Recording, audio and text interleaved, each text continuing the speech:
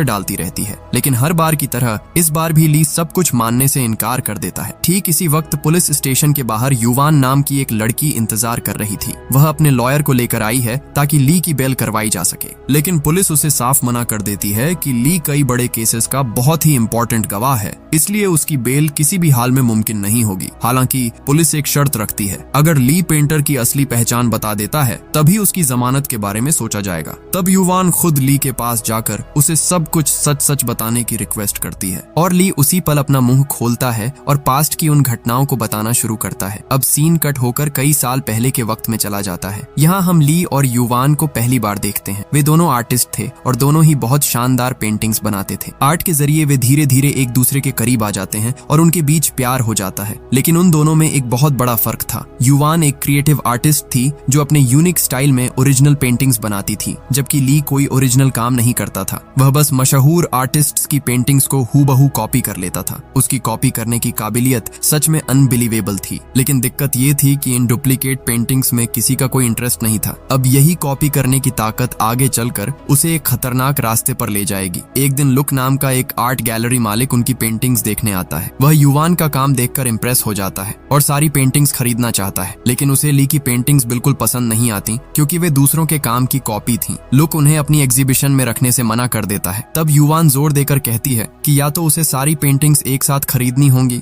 वरना वह एक भी नहीं बेचेगी। लुक के जाने के बाद ली युवान से कहता है कि तुम मेरी फिक्र मत करो, मेरी सारी पेंटिंग्स टोक्यो के एक आदमी ने पहले ही खरीद ली हैं। लेकिन कुछ देर बाद युवान को समझ आ जाता है कि ली झूठ बोल रहा है। उसकी एक भी पेंटिंग नहीं बिकी थी। असल में ली चाहता था कि उसकी वजह से युवान के करियर में कोई रुकावट न आए। खैर, एग्जीबिशन वाले दिन युवान अपनी पेंटिंग्स के बगल में चुपके से ली की एक पेंटिंग रख देती है। सब लोग काम की तारीफ कर रहे थे, तभी एक आदमी आकर ली की पेंटिंग का मजाक उड़ाने लगता है। उसका यह बर्ताव देखकर युवान को इतना गुस्सा आता है कि वह उसके ऊपर पानी फेंक देती है। हालांकि एग्जीबिशन खत्म होने पर ली खुद जाकर उस आदमी से माफी मांगता है। तब वह आदमी हंसते हुए कहता है कि वह तो बस मजाक कर रहा था ताकि ली उससे अकेले में मिलने आए।